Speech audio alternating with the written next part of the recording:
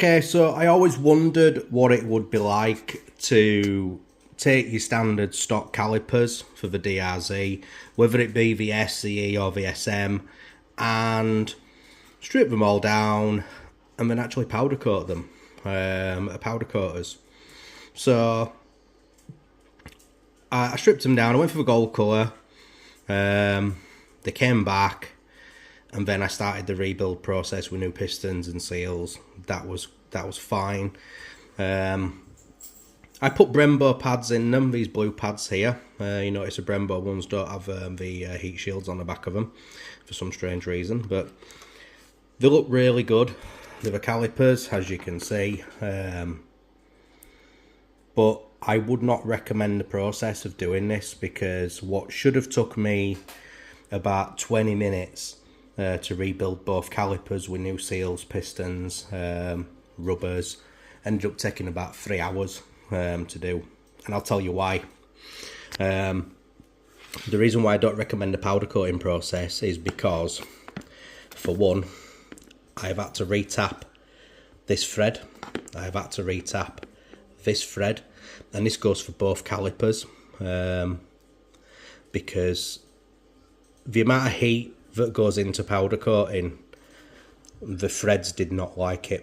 Now, I blasted them out with air, I cleaned the threads and everything afterwards, because I just couldn't get the bolts in, and I'm thinking, what's going on here? I'd stripped it round the top of the powder coating on the thread in case that was it, and it was stopping it starting from the actual bolt, you know, the nipple from threading in, or the bolt, but it wasn't that. So out come the tap set, and I had to basically re-tap the bloody lot of them on both, here, down here, here, and here. And at one point I was thinking, Christ, I'm gonna screw these calipers up. I'm gonna have to buy some second-hand ones again and learn from the process. However, I persevered with it, and I did get it done. They are all good taps, and they're all sealing of the bolts as they should do. Would I do it again? No. Why? Because even though the powder coaters put the inserts into the threads, you know, that you screw into, like they do with anything that they powder coat, the temperature really affected the threads of the actual calipers. I learned from this process. I'm fortunate enough to have the gear to fix it, and that I have, you know, and these will go on the bike. And powder coating is a more heavier duty process than spray painting or epoxy painting. There's two. Spray painting is one thing, that'll chip in no time. Epoxy painting is a different kettle of fish. Much more durable, because it's a thick layer of epoxy mixed with paint.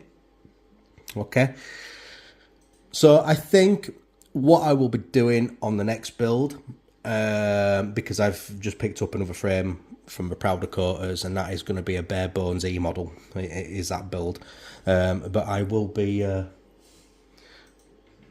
just epoxy painting the calipers next time and not powder coating them, because guys, the threads do not like the heat whatsoever, and I haven't even come to put these on the bike yet. I may end up having to tap out these mounting holes yet.